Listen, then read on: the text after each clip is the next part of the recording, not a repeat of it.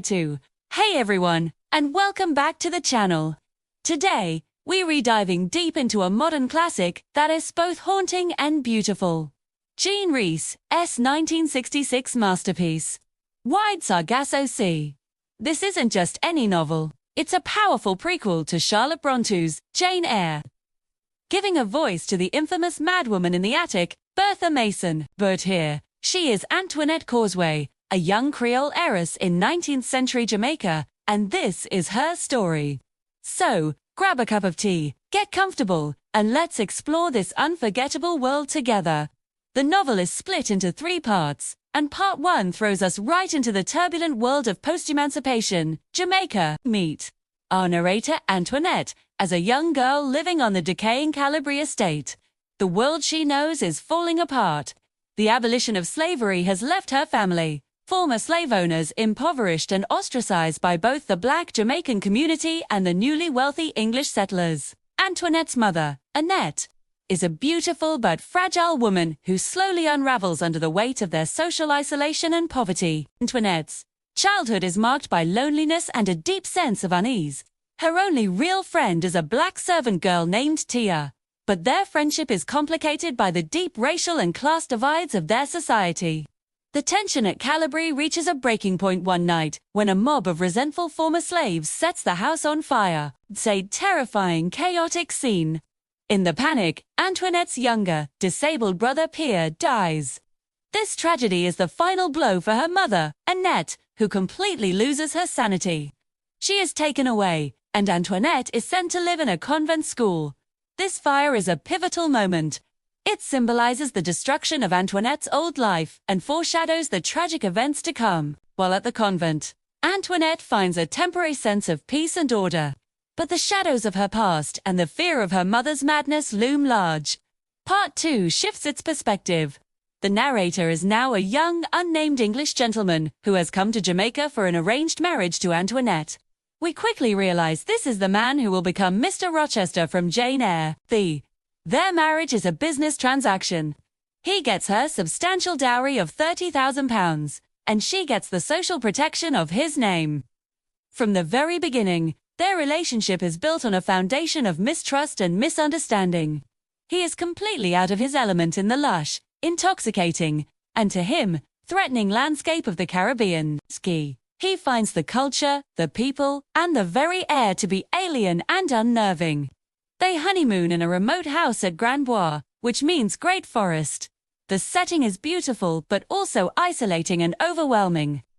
The Englishman is increasingly paranoid, receiving a poison pen letter from a man named Daniel Cosway, who claims to be Antoinette's illegitimate half-brother. The letter paints a dark picture of Antoinette and her family, warning of a hereditary madness. This letter plants a seed of doubt in the Englishman's mind that quickly grows into a poisonous obsession. He starts to see Antoinette not as his wife, but as a deceitful, unstable Creole other. He stops calling her Antoinette, a name he finds too foreign, and cruelly renames her Bertha, stripping away her identity. Antoinette, for her part, is desperate for her husband's love and terrified of his coldness. She feels him slipping away and, in a desperate act, turns to her old nurse Christophine. Christophine is a powerful, wise woman who practices OBR, a form of Caribbean folk magic.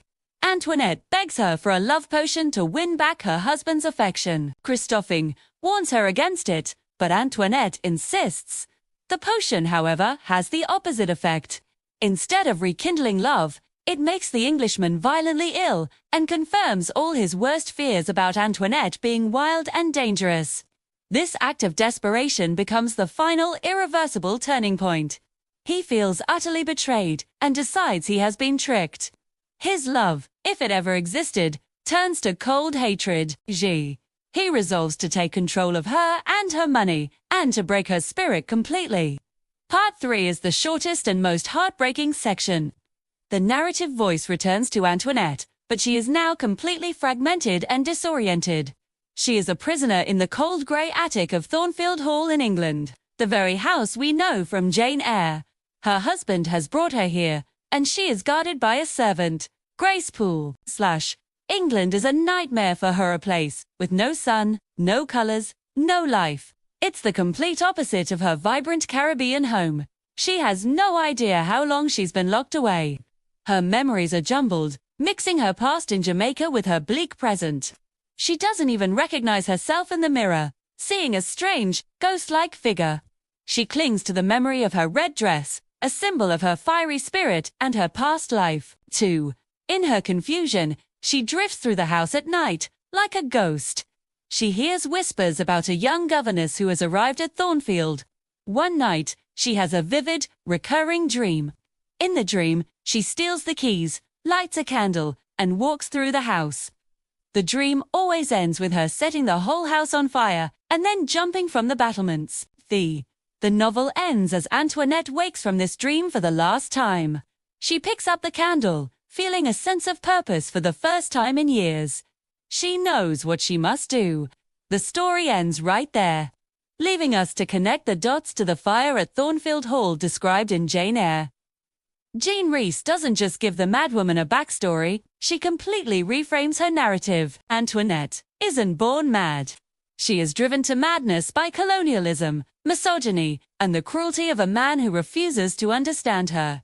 She becomes the mad Bertha he created. Wide Sargasso Sea is a brilliant and tragic novel that challenges our assumptions and gives a powerful voice to a silenced character. It explores themes of identity, displacement, the destructive power of colonialism, and the oppression of women. It's a story that stays with you long after you've finished it, forcing you to rethink the classic tale of Jane Eyre from a completely new and devastating perspective. Thank you so much for watching this summary.